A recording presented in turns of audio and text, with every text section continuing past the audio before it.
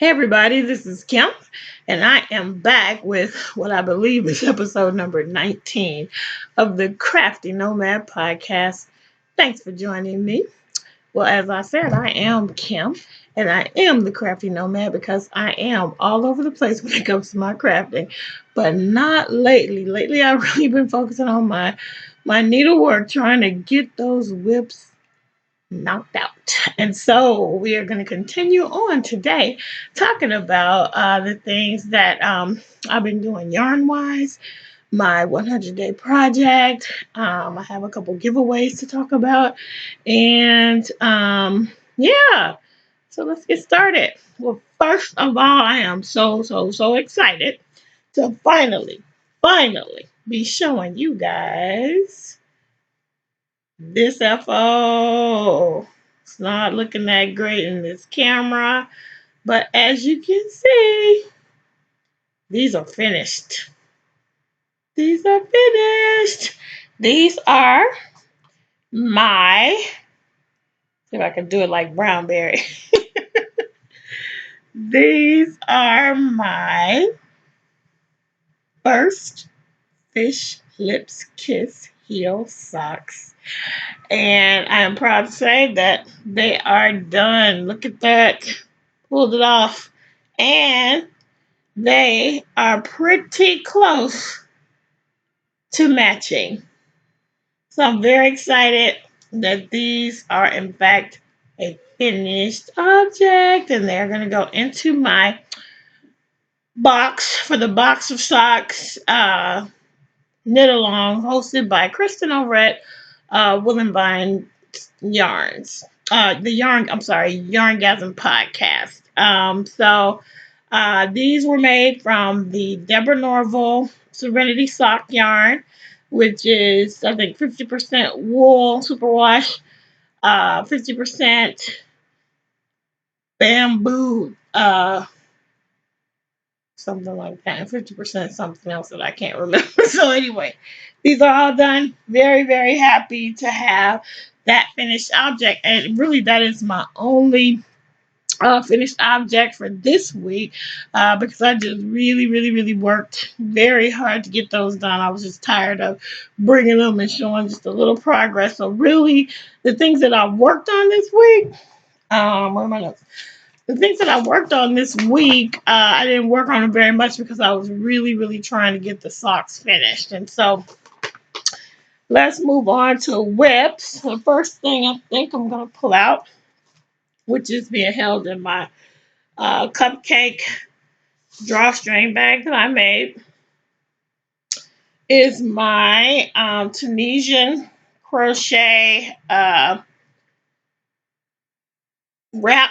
This is this pattern is by Kim Guzman, and I will link it down below. It is the Sapphire wrap, and it's mostly done in, if I can get that up there, Tunisian knit stitch. And as you can see, it actually looks like knitting. But it's a really curly stitch. It rolls up just like stocking knit.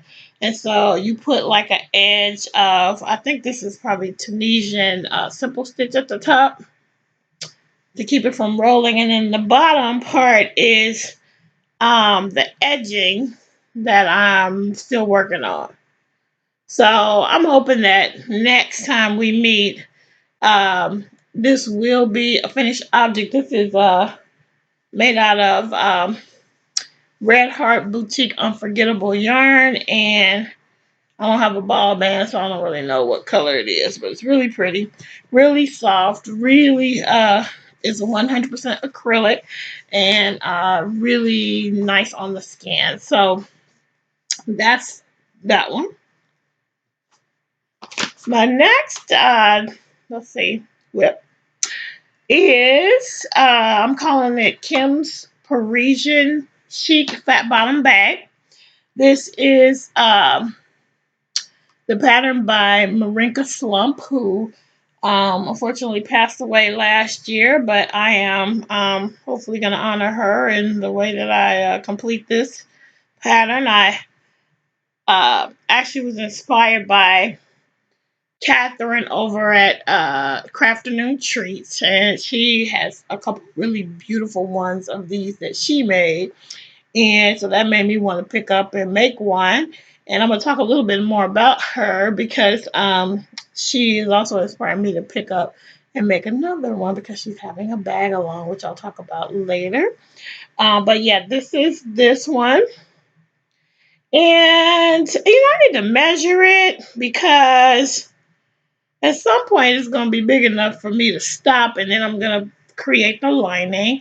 I have two different types of fabric which I'm going to sew together so that the outside of it, because you're going to be able to see the fabric, the lining fabric, so that the outside you will see a right side, and it's going to be a darker fabric, and then the inside, so I can see inside, will be a lighter fabric. So this little cupcake stitch marker showing you where I was at last we talked. So I went around and did the whole, that dark gray, and now I'm doing this light turquoise. So this is all, the gray is, I love this yarn from Hobby Lobby. This is the Red Heart with Love yarn, which is Aran weight, and I think this is like aqua ice or something like that is the color. This one is the Karen 1-pounder, the rose color, and this is Loops and Threads. The cream color is Loops and Threads Impeccable yarn. All of this is 100% acrylic yarn. So I think I'm getting pretty close to being able to just stop this and get ready to start making my lining, which is going to be very exciting.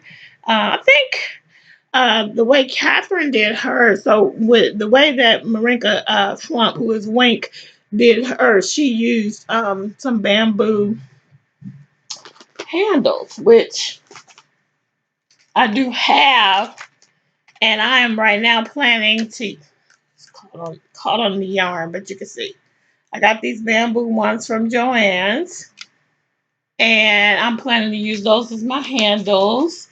And I bought a little bit of lace to go around the top edge. I'm not going to probably put any ribbons. I'm not sure if I'm going to put any flowers. I'm not sure how much embellishing I'm going to do on this bag. Maybe I'll put, because I think it's mostly going to be like a project bag. That's how Catherine over at Crafternoontreats uses hers. And so that's what I'm thinking about using mine for, is like a really cute project bag. So yeah, and that is again being kept in my humongous, this is what I'm calling my sweater size bag, made with this African print fabric that I got from downtown LA. So I got that done. And let's see what else do I want to say about that bag. Yeah, oh, what I was saying is that Catherine over at Crafternoontreats, she has a couple of styles of this bag. She has one that is uber cute. That is, she made small granny squares and then connected those together and then made her lining. And so it's such, and the colors are so pretty and soft. I don't have the patience. So, I mean, I want to, and I probably am going to eventually try to do one like that because it's so cute. Um, but she made the handles are crocheted, and over the next few weeks, because she's going to do a bag along on her Facebook page, which I'm going to, link down below, and I'm going to link her YouTube channel down below as well, because she's going to do a bag along with the fat bottom bag. She's going to have a prize. You have to join her Facebook group, I believe, but you can just watch her most recent episode and she'll talk about it. But over the next few weeks, as she's making it, she's going to talk about how she made those handles. And so I want to be a part of the bag along, but I already started mine, and I don't think that one can count. So I'm going to start another one, but I am going to probably make it one solid color because I have this idea. My sister asked me for a white crocheted handbag that she has this beautiful white crochet dress and she wants a bag to go with it. So I'm almost thinking to try and do it in a white cotton for her eventually, but I have this other, like a natural color cotton that I'm going to do first and see how that goes, because my sister is very, very chic.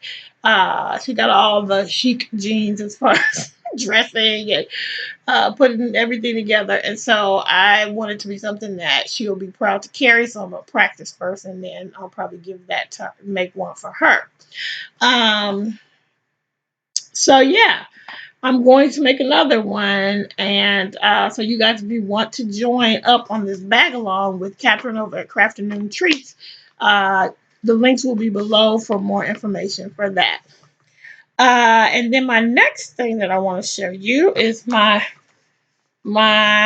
Dobbs Ferry cowl. This is a free pattern on Lion Brand yarn. And I'm making this out of Lion Brand wool spun, which is let's see. This is the yarn that I'm making it out of. And this yarn is Lion's Pride wool spun, which is, it has some actual wool content. This colorway is called Moss Mix. And the content is 80% acrylic, 20% wool. And it's nice and soft. And I'm just making this, it's called the Dobbs Ferry Cowl. And this is the ribbed top, as you can see. And you just do like 3 rows. It's a free pattern. You do 3 rows of 2x2 ribbing, or is it 3x3? 2x2, I think. Yeah, 2x2 ribbing with, and then the rest is just stockinette. And this is on these humongous 19-inch, not US 19 size knitting needles. And these are Loops and Threads brand needles. And you know what I really like about these chunkies is they knit up quick. And you know what? I've heard a couple other people say this over the last week or so as I watch podcasts. There are just certain projects that are really like palette cleansers, like when you've been working on little socks or you've been working on, you know, whatever projects furiously, like a sweater. Sometimes you just need a little palette cleanser, and that's how I see these, because they are easy, they are simple. It's just stockinette stitch and it's coming together quickly. It's some instant gratification. I mean, I just haven't actually really touched this for almost all the week. I didn't touch it. Otherwise, this will be finished, because I'm just about ready to do the bottom ribbing, and then it's done, and it'll go into, I think, the Christmas gift basket for the year for my family. The last several years, I've definitely been trying to do a handmade Christmas, and I've been sort of pulling it off. Not everybody gets a handmade, and even sometimes the whole gift is not handmade, but if I can make something with my hands, I give it to them. And I figured, you know, especially the acrylic, it'll be here long after me, so people will have that stuff. So anyway, that's that one. Again, it's called the Dobbs Ferry Cowl. The link will be in the show notes below and on my Ravelry page, the group page. And then, since I finished the one pair of socks, so I'm really, really trying to do, where's the other pair? I'm trying to do 12 pairs of socks this year. And I'm trying to participate in the box of socks knit along with the Yarngasm, Kristen over at the Yarngasm podcast. Now, the thing is, I just was watching Kemper's episode that she just put up. I just was watching that on my way home from work. And she made it clear that really you're not supposed to wear the socks well. So you're just supposed to put them in a box, I think, and not wear them. So if that's truly the case, I'm going to have to go back over to Kristen's podcast and make sure I know the rules. If that's the case, then I only made 3 pairs so far. So I'm behind by 2 months. And I already wore 2 pairs, so I'm not really sure if I'm going to be a legit participant. But for me, as long as I make 12 pairs this year, that's awesome. So that being said, I'm also participating in a mini knit along with Andrea over at the Cat Lady podcast because she crafts all the things. And she's wonderful. I've enjoyed her podcast ever since I discovered it last year. It's one of the ones I don't miss. And so she and I, as I mentioned before, and as she's mentioned on her podcast, we bought the same, inadvertently had the same yarn. And so we decided, she asked me, want to cast on together, because she saw my podcast and I saw hers, and we both showcased this ball of yarn. So we decided to do a mini knit along.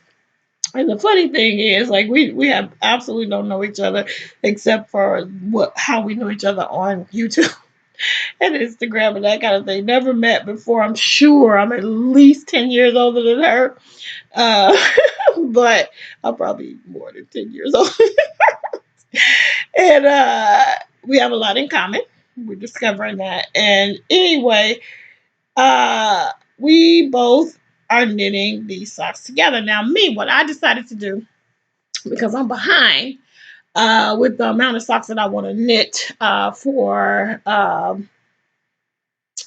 the year, I figured I better go with some shorties this time. So I decided to cast on the Rose City rollers with these. And I'm kind of like, I sort of don't want to, but I sort of do, because I like all these bright colors that's in this ball of yarn. And I kind of I want to be able to see all of them. Now, this is not doing it any type of justice.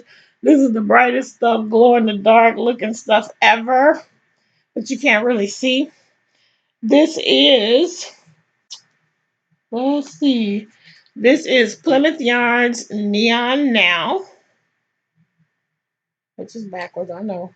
75% wool, 25% nylon, and in whatever colorway. They don't have a name. They just have a number. Color 005, whatever that means.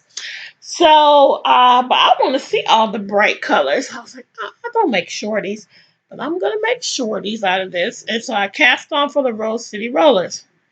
And so what happened is I cast on for them, but the pattern calls for a different kind of more traditional type of slip stitch, I think, heel. I don't want to do it. And so I've fallen in love like everybody else with the Fish Lips Kiss heel. So I wanted to do that. So I cast it on. But the whole time I was working on these, I was like, I probably knit the cuff too short, because it just felt like it was not going to be deep enough, and this wasn't going to really work as a short sock for me because I only like knitted like an inch, and it was like rolling. And so when I went on Instagram and I started,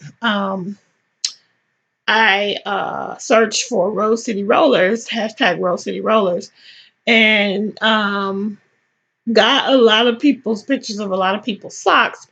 And this one lady, I could see that hers looked like a Fish Lips Kiss heel. So I asked her, I was like, I just told her what I was worried about. And she confirmed that I was right to be worried, that I needed to, since I was using this particular heel is not as deep as that slip stitch heel was in the pattern. So I should have knitted longer before I started doing the heel. And so I just ripped it out, because rather than knit a whole sock and then figure it out at the end, I just, I wasn't that far in. I ripped it out and started again. And so this is where I'm at now. I'm just about finished turning the heel. And so this is my second pair of socks with the Fish Lips Kiss heel. You guys know I use those 9-inch circular needles, which I really love. And yeah, so these are coming along. So hopefully you'll see a lot more progress when I come back again next week.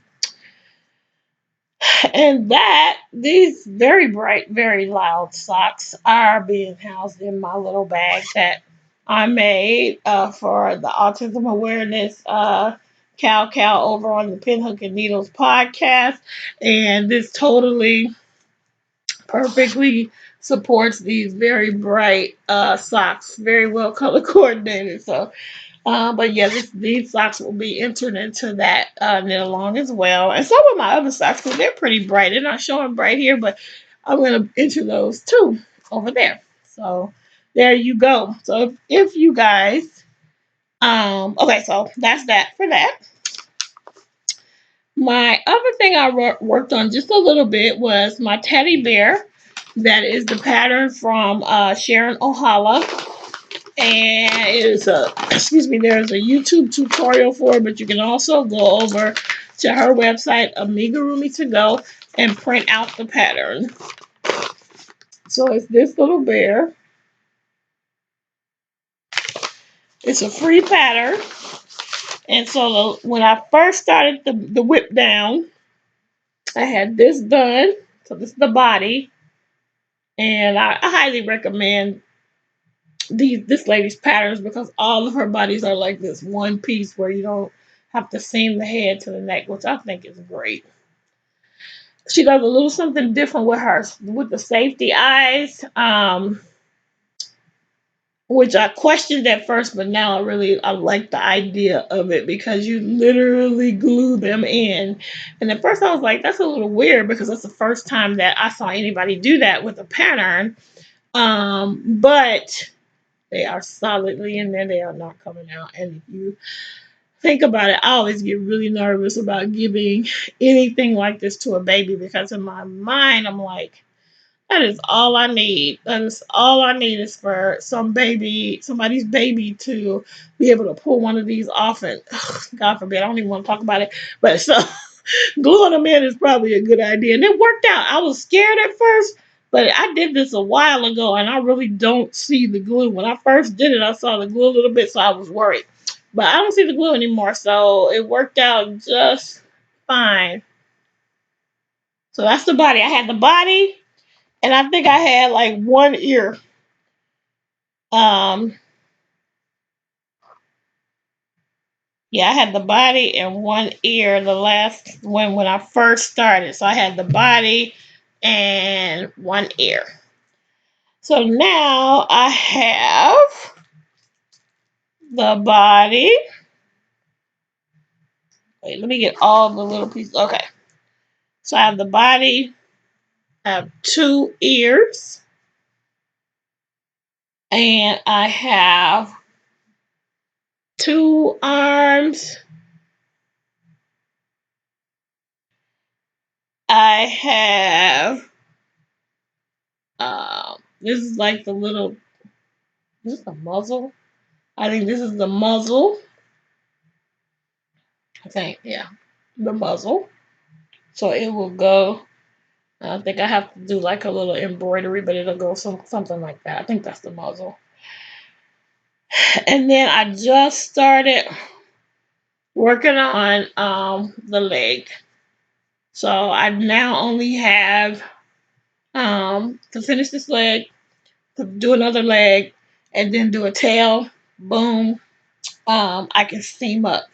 Now, normally in her pattern, you just seam as you go, but I'm just going to each time you make it, you sew them on. But I'm seriously just gonna make all of them, all pieces, sew it together, and be done. So yeah, let me check the pattern. I think that was the muzzle. So I got the two ears, I have the muzzle, I have the two arms, I got half a leg, and I believe I have the little tail. Yeah, I have a little tail.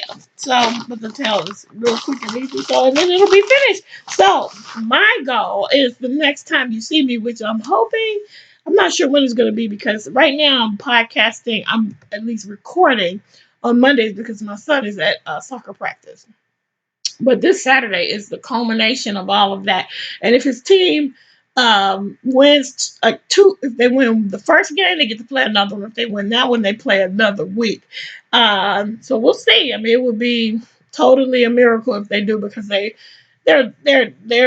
awesome. They're having fun. And so they haven't been winning a ton, but every once in a while they will shock us and turn things around. So maybe this will be their weekend, and then if that's the case, he would, even if he does have another practice, I actually won't be able to record next Monday because my son is also taking music lessons and has a music test next Monday night. So either way, I won't be recording, and I'm gonna have to find another day to record. So, but the next time you guys see me, my hope is that that bear will be done, and maybe the Tunisian shawl will be done because I want to have some more finished objects.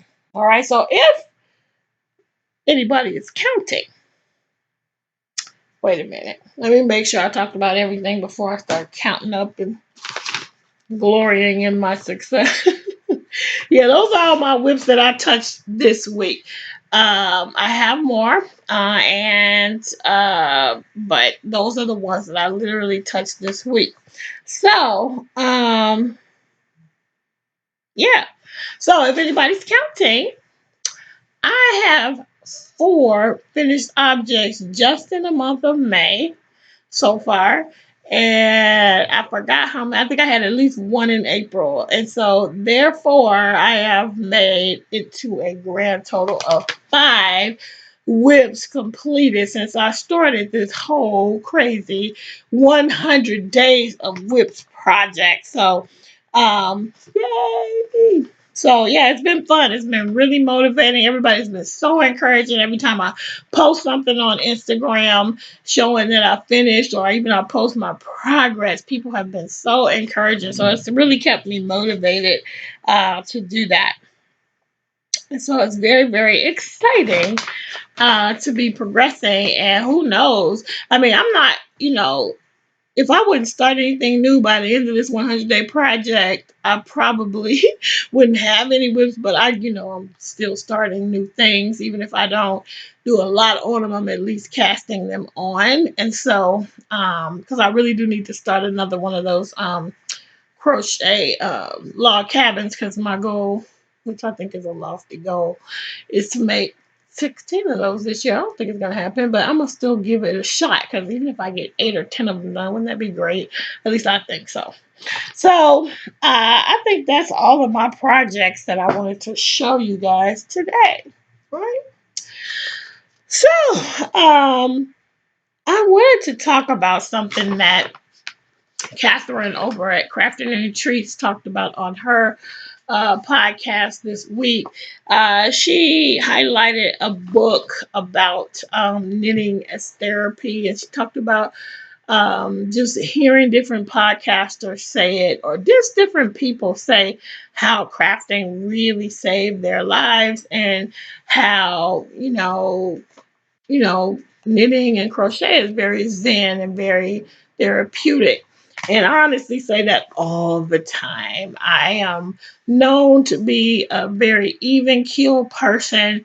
Um, Usually in the midst of crazy, I tend to be able to remain calm, and always tell people it's because I knit and crochet and I craft, and so I don't right now currently need therapy. I have nothing against it.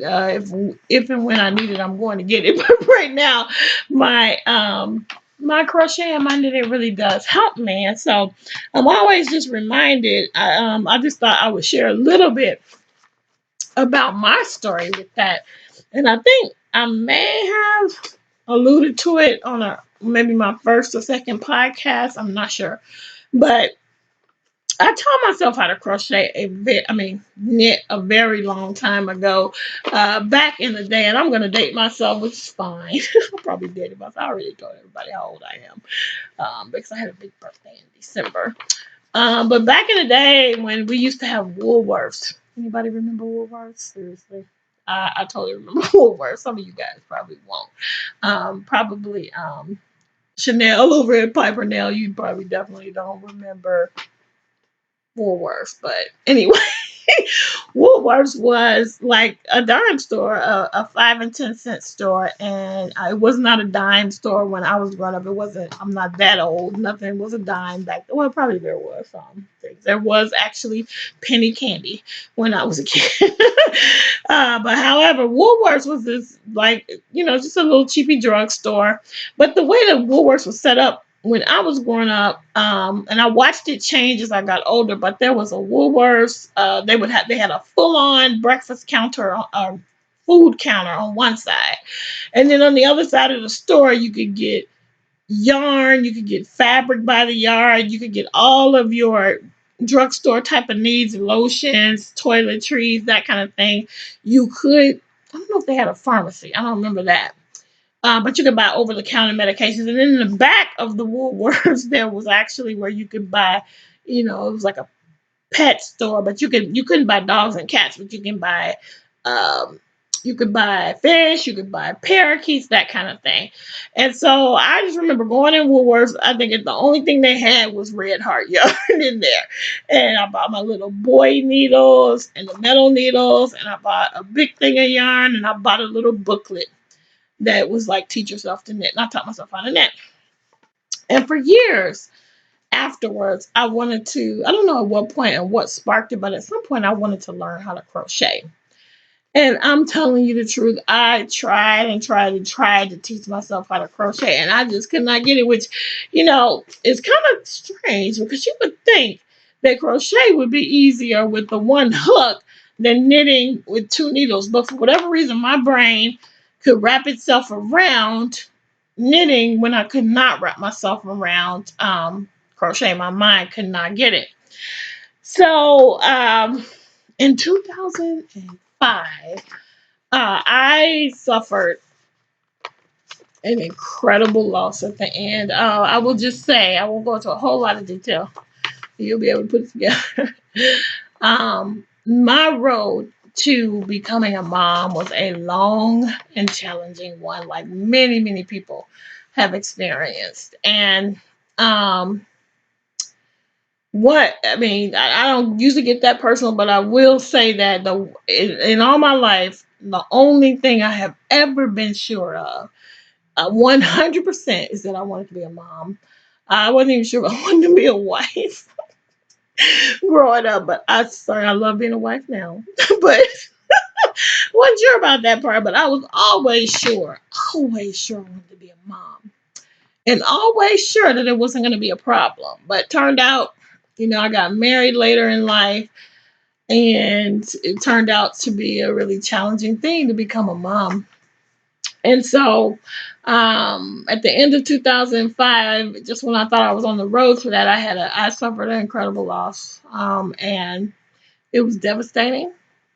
And if I think about it to this day, I can be brought to tears about it. But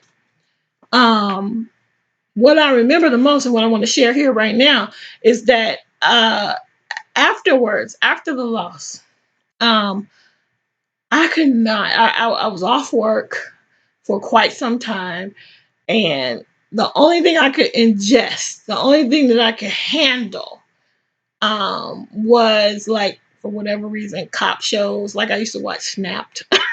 And I don't have anything against my husband, but I watch Snapped all the time. I watch the first 48, and I watch religious programming for whatever reason. I have no idea because these are not things that appeal to me now. But during that time, those are the things that I could handle. And the other thing that I could handle was crochet. I taught myself to crochet during that time, and I made I recently threw it away, a big granny square, one of those continuous granny squares.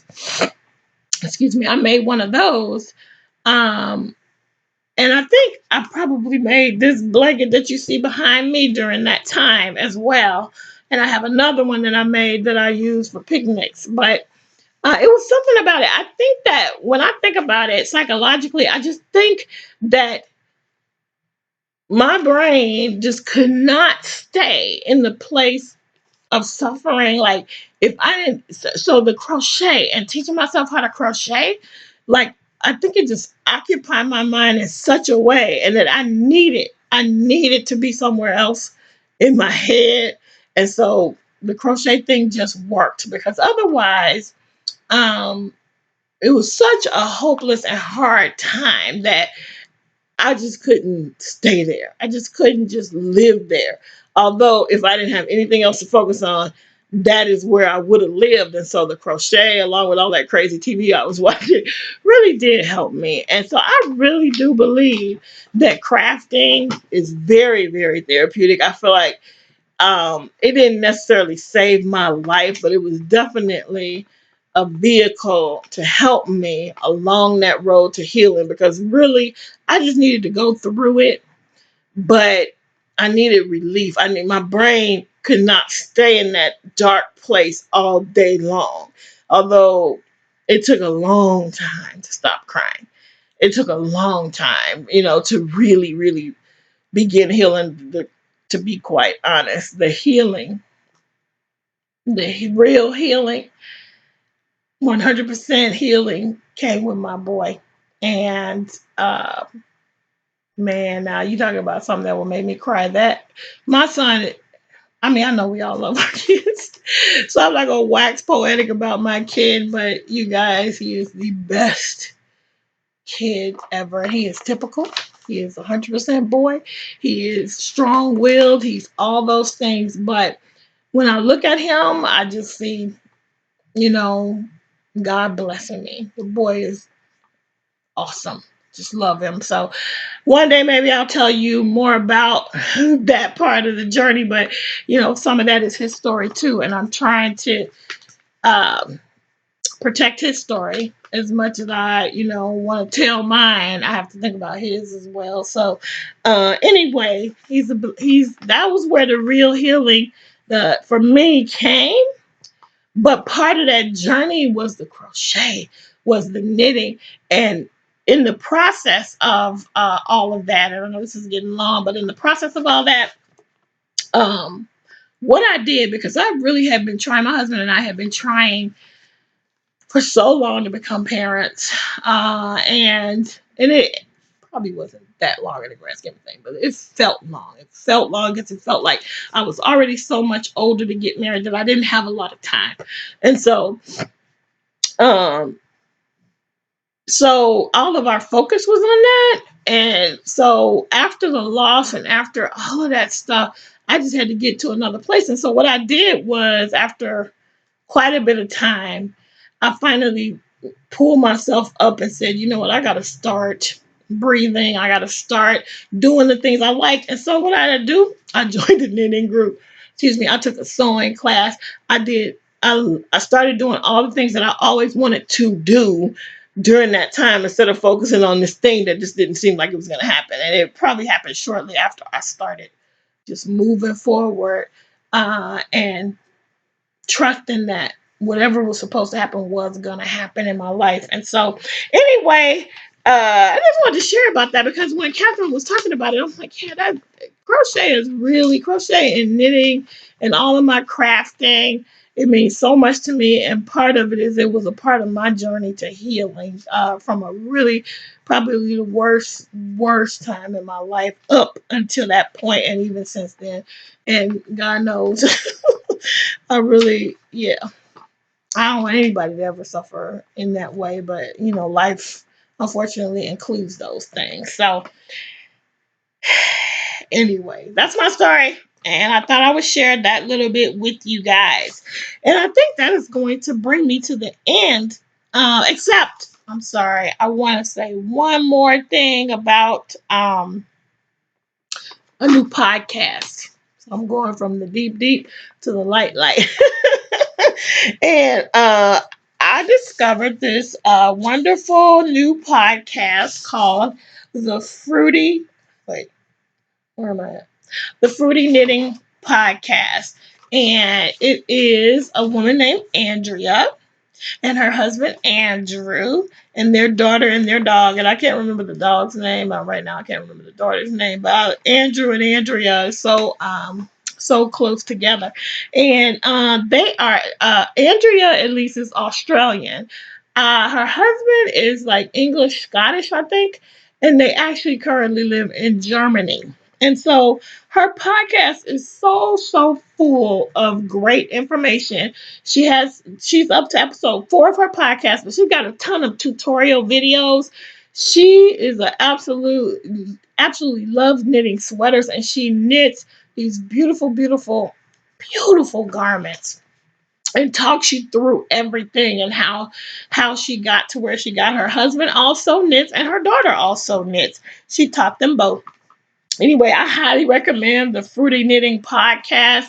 I think that she's great. I really enjoy watching her, and they just take it to another level. I just feel like Europeans just take this whole knitting and crochet thing to a whole nother level, and I love it. And and Australians too. Maybe yeah. I just love watching what they do and the yarn they use, and it just really inspires me to want to do more. So I just wanted to put that out there. So let me end this because I'm at 40 minutes, and I want to say thank you. Thank you guys for hanging out with me. Please, I have a couple of giveaways going on, so please go over to my Ravelry group, the Crafty Nomad podcast group. I have a May finished objects thread, and the prizes are going to be, and I'll put a picture up, is a Notions kit, which is glaring, and it has stitch markers, cable needles, tape measure. I think it has oh gosh, it's got all kinds of snips. It's got stitch holders, thimble, uh, point protectors, all kinds of things in there. And this pouch. This is a pouch I got from Michael's. It's a loops and threads pouch. So that's my May finished objects thread. Right now, only like 3 people have posted in that. So seriously, get over there so you can get in the running to win these prizes. The other thing is that there is a 100 Days of Whips giveaway, and there's a thread for that. You guys up for grabs is a $25 gift certificate to a crafty store of some sort. This is being sponsored by Mars over at the Brownberry Chronicles. And guys, hey, she's going to give me $5 for every finished object that I finished during my 100 Days of Whips, it up to the amount of $25. So I have finished 5 finished objects. So so there is a $25 gift card up for grabs. Please go over and join my podcast group. You have to be a member of that.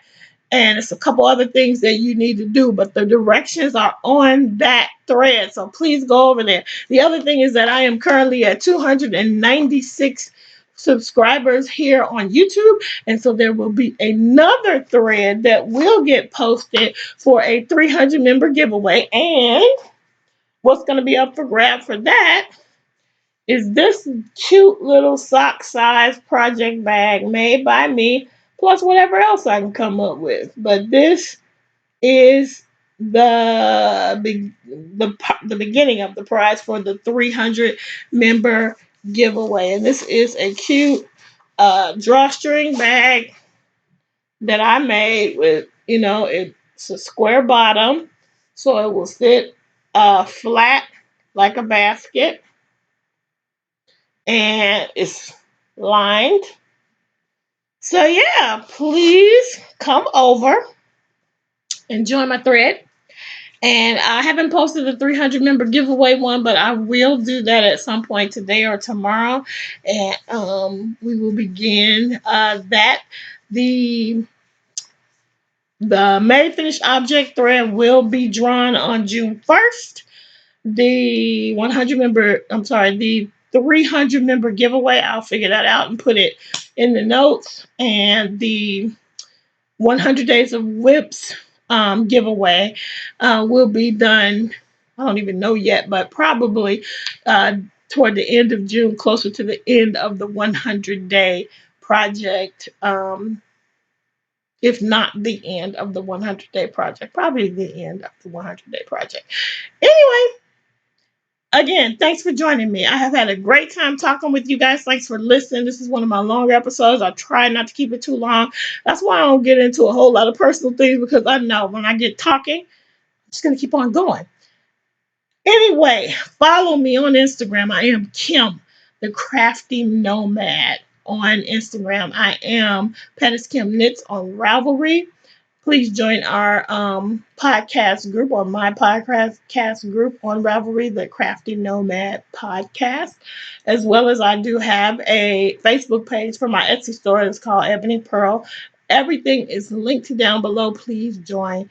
At any rate, thanks for joining me, guys, and have a great rest of your week, and I'll see you soon. In the meantime, keep it crafty.